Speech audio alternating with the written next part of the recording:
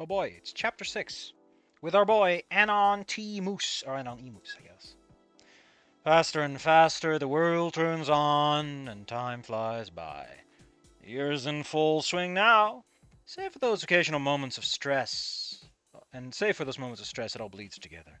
Seasons change. It's been like a couple of weeks. Like, you're not skipping prom, man.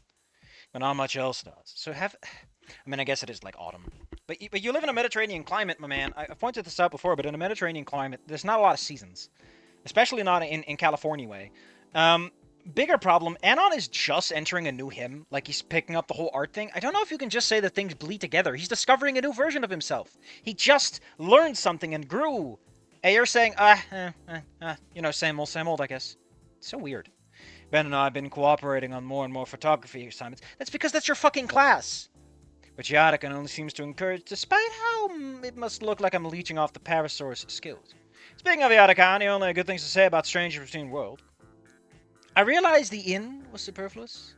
Nah, man, it's called an accent. You're allowed to have some superfluousness. That's called emphasis. When I showed it to him, the one caveat he has to always get the name of a subject when possible and written permission never hurt.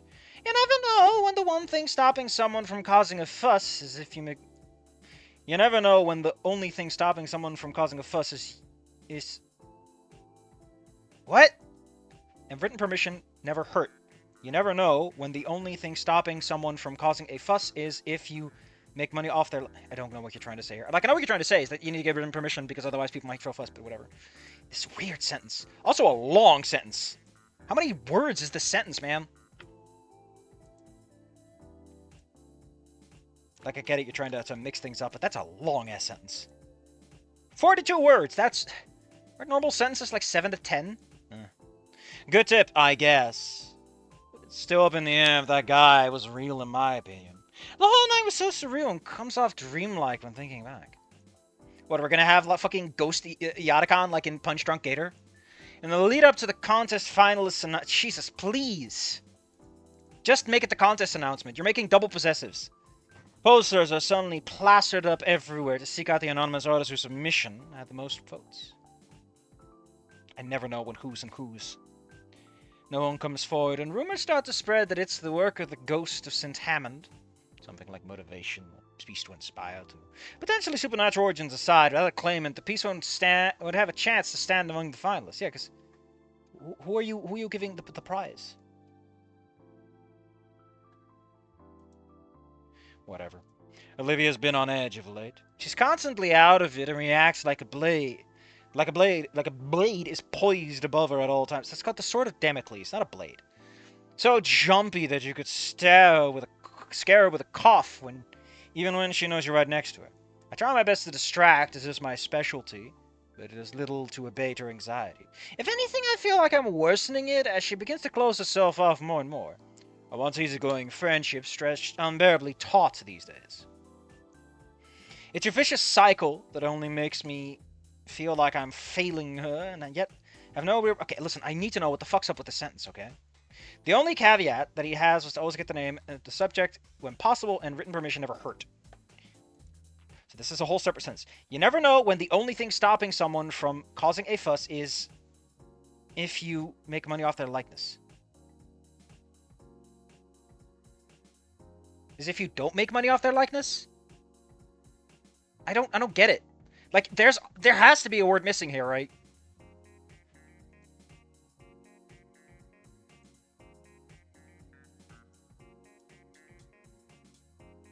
Alright, moving on.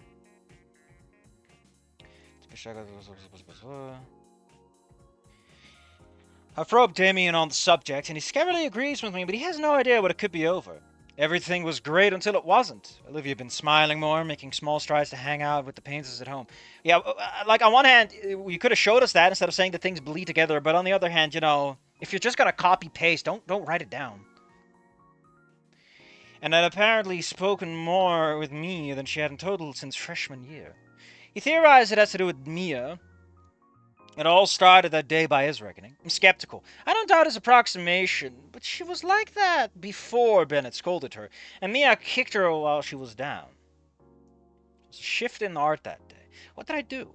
I spent so many hours awake at night trying to recall the order of events, but I can barely remember what stupid shit I say after I immediately do. But I can barely remember what stupid shit I say immediately after I do. Oh, I see what you're trying to say here. Also, you don't have to say that you're awake at night. Also, if anything, Anon is awake during the morning, because he's like a night owl. So you just get rid of that, man. Spend hours awake. Leave it up to us. If anything, it's a cute detail. I'm afraid the curse laid upon me last school year can be sensed. Olivia finally caught on that I'm not worth her time. Considering Olivia's shitpost, she might have actually heard of you. I'm not putting that past her. Mr. Ferris talks to me on the ride to school, but it's like I'm a passenger in my body as I recount everything. I don't know if passenger is the right term to use for that context. Because you're already a passenger in the train. You could try a parallel there, I guess.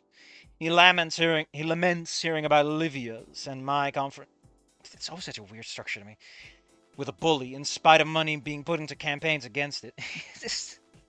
I assure you, that's not how that works. Or they should just pay me off to stop being a bitch. Probably be cheaper, if you kept her to it. He says Liz is excited about Olivia's changes in mood recently, so he must be out of the loop, and there's no need for me to burst his bubble. Still, I refuse credit for everything, good or bad. With it more bad than good lately, it feels like I'm washing my hands, like I'm above it and never did anything wrong.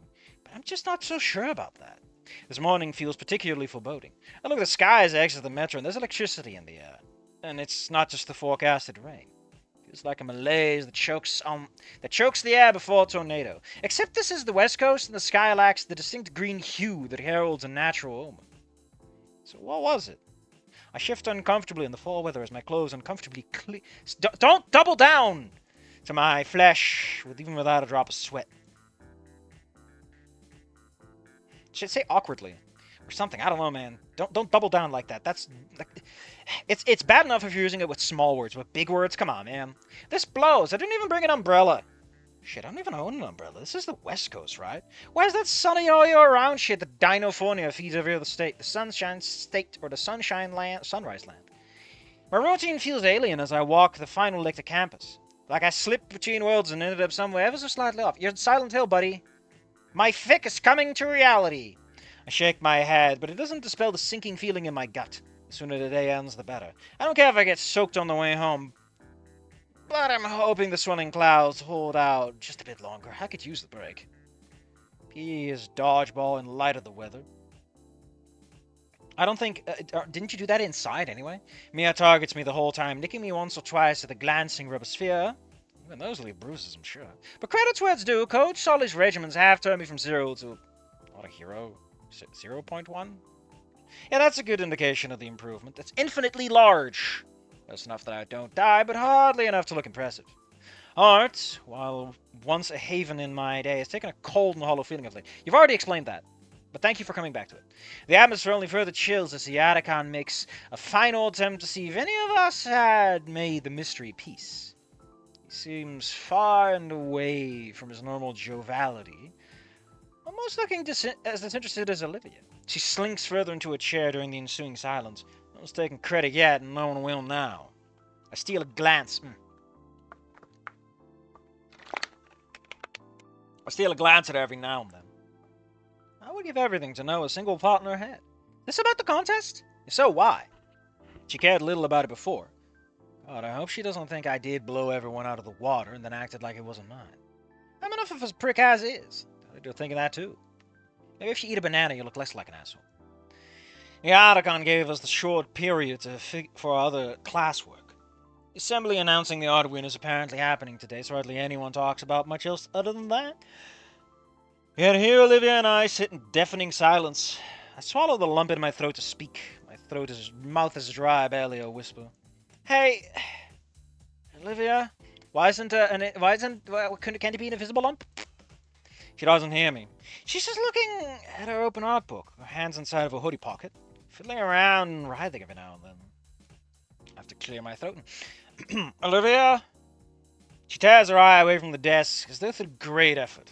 When she looks at me, it's apparent just how little of her normally dark-lined eyes actually have makeup. The normal bags are far more pronounced, causing me to choke up. Yeah? You really shouldn't say you choke up and then she talks. Trust me. Her voice is impossibly hoarse. I mean, I guess it's kind of obvious from who's talking. Whatever. Don't be like that, Saf. You do that too. You too rely on the obvious conversation partner. Wait, I think how do I want to say? Probably only have this one chance at this. We're friends, right? I try to control my facial expression, but I feel my mouth is slowly tugging to a frown. She's silent for a beat, and I realize she's not even looking me in the eyes. She's focusing on my neck and upper chest, but really she's looking right through me. Please, I'll take that icy glare now. She hums curtly, and then just turns back to her book. Alright, just know I'm here for you, yeah? Nothing's too stupid or unimportant, and always listen. I raise my hand, deliberating, before placing it gingerly on her shoulder. Because I'm not a spurg anymore, for some magical reason.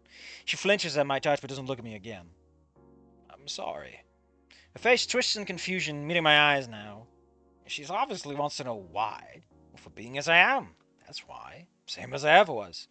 This is not my beautiful life. This is not my beautiful home.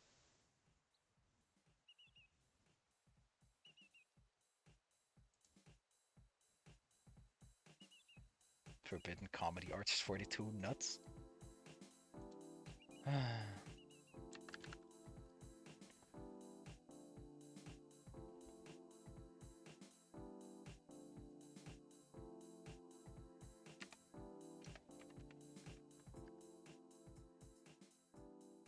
Alright, enough of talk to people. I doubt she can read such nuance on my face, but her lip quivers before she jerks her head away again. I wish I could say I'll face what happens between us with dignity. But I'll beat myself up over it and never know why.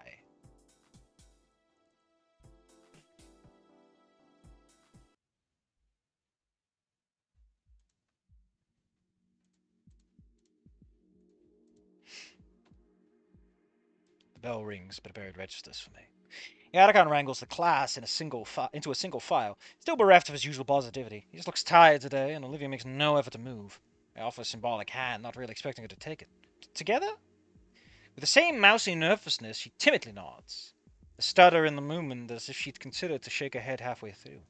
As expected, she doesn't take my hand, so I wave her forward instead. She shuffles in her hoodie nervously as we walk at the back of the entire class. Hold on, can I try that one again? Don't put that in the final cut like in Oblivion or Sonic 06. She shuffles in her hoodie nervously as we walk at the back of the entire class. The walk feels like a sojourn to something beyond. It's maybe the last day I can call Olivia my friend. Maybe it's already passed. I'm certainly despondent now. I ended up bumping into a stalled Olivia. What's up? Bathroom. Well, shouldn't you? Yeah, I got one though. Next pause, a whisper that was not meant for me. He always knows. But she has a mother too.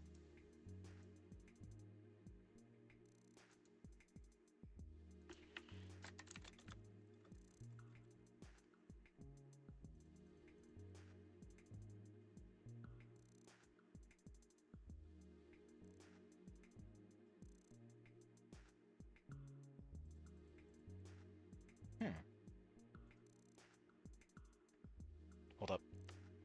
Sorry, this sometimes happens.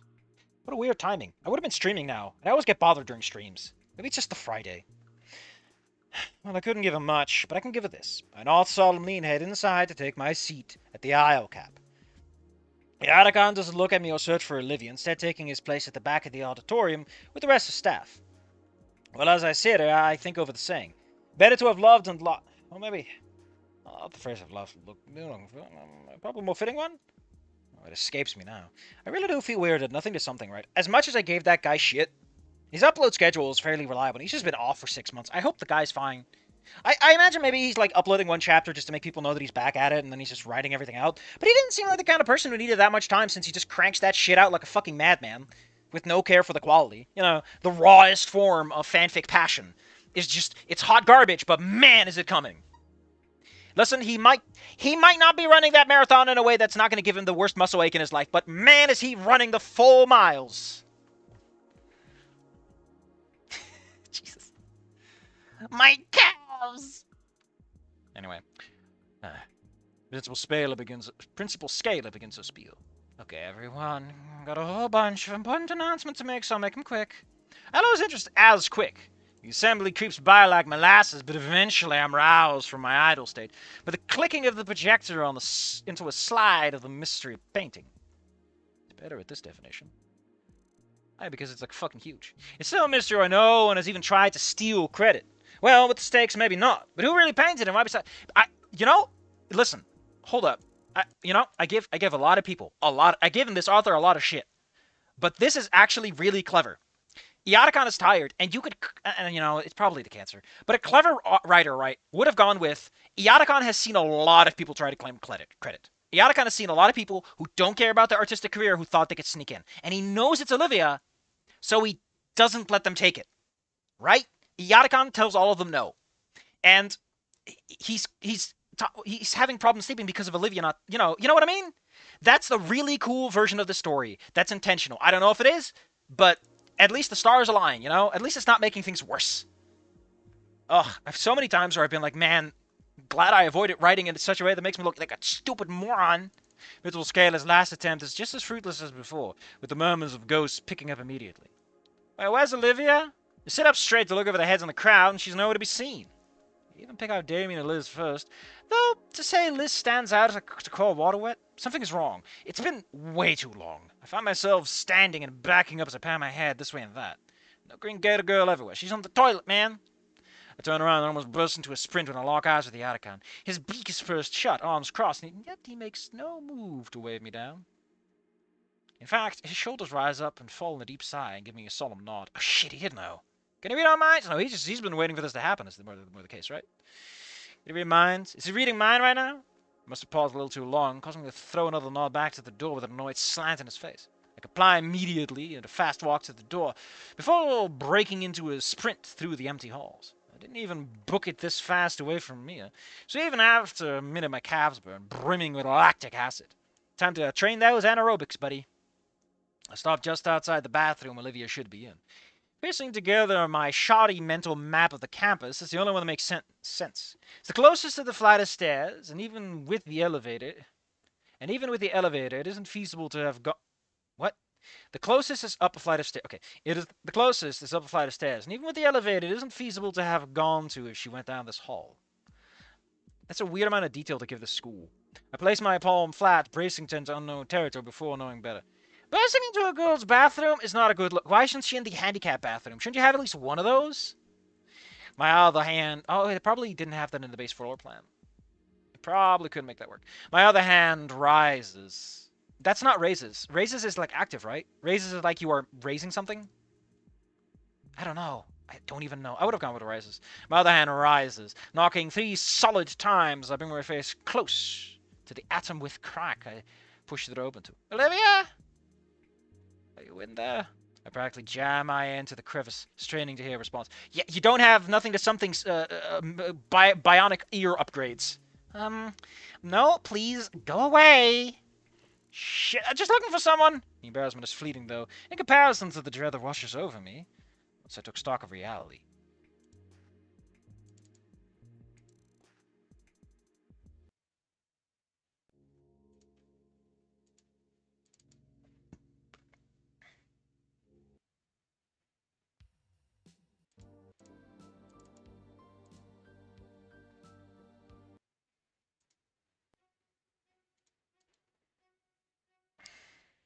Olivia's gone.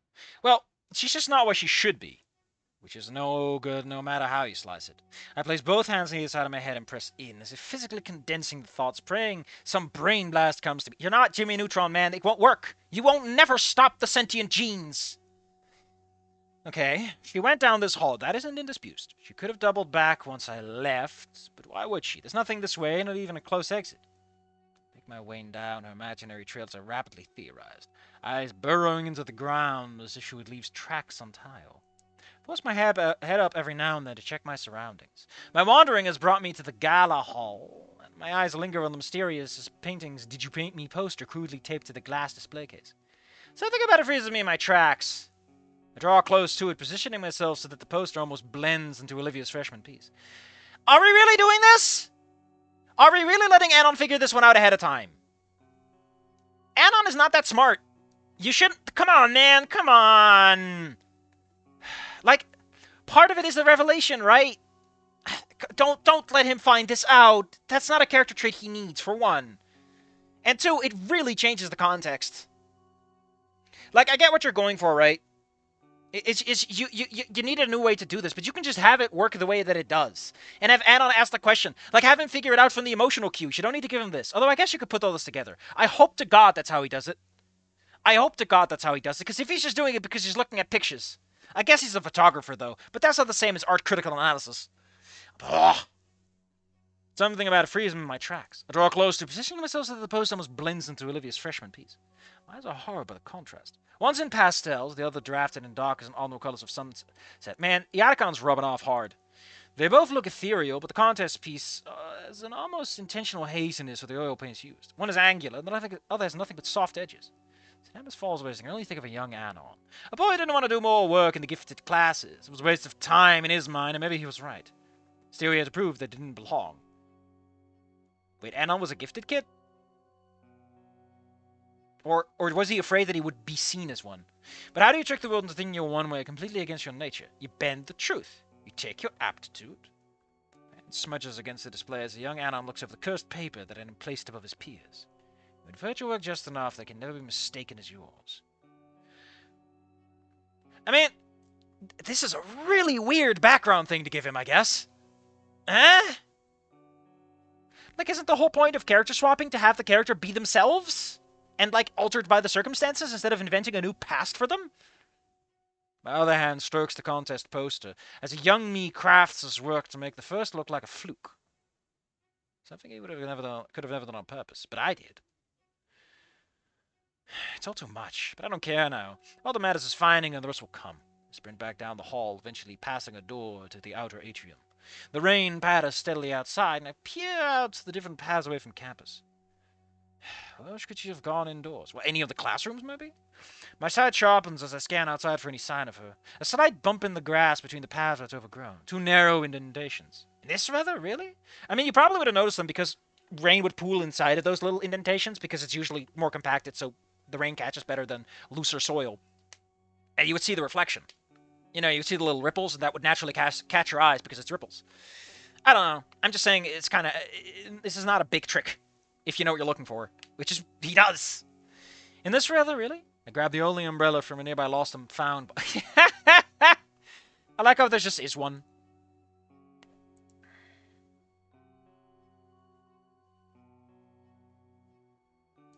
Hold up.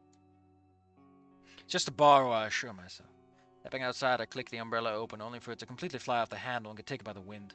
I had to hurry to catch it up and reattach it together. But finally, without something physical to bind it, I forced all the 2 pieces in place. Man, even the shit you find is garbage. Whatever, there's no fucking time. I desperately follow after the wheelchair's tracks, praying that they remain clear enough to follow as the seconds tick by. Like, again, the idea of giving Anon this gifted child backstory doesn't work. Because Anon's supposed to be some random fucking 4chaner. And sure, they probably think of themselves as really intelligent, but you can't just make him a gifted child. There's a gap. You know, how to put this? To some extent, right, the people who made Snoot Game were aware of the stereotype and how that stereotype was set by losers to an extent. And so they never gave that stereotype the fucking dignity. And you can't give it the dignity of being a gifted child. You can't. It's supposed to be something you want to move away from. I don't know. I'm just really annoyed that you're adding character background elements for what? This could be anything else, right? You could just have it be, just mention that, like, Anon got a good grade, and his parents were talking about it, and then he got the bad grade intentionally. That works well enough. You get the same essence of, like, how do I lie to people? Although, admittedly, if we're going to give him telescopic brains, you might as well. Because he's fucking doing way too... Although, admittedly, he's kind of weird, right? Like, on one hand, he's supposed to be smarter, he's figuring things out, and he's doing tracking detective work. But on the other side, he's also led mostly by monkey brain Anon. Like, what are you doing? What's the point? Is this Anon even? At some point, he stops being Anon, even with the concern of, like, he's grown from his experiences from naturally being in a different environment, you know? I desperately follow after the wheelchair tracks, praying they remain clear enough to follow as the seconds tick by. With the rate of rainfall, I wonder if it's a wonder I can still see. It's probably the darkness that would obscure them more than anything. My pant leg bottoms were soaked after the first step on the sopping grass, adding weight with each step to overcome. That's your pants are not going to be that heavy unless you're a real big loser. My heart beats in time with the rapid raindrops as the tracks curve heading downhill. The bottom of the decline is a wheelchair, overturned and discarded. I can't breathe. I stomp through the mud and quickly rising floodwaters as if they didn't exist now. I'm stopped dead in my tracks when she comes into view.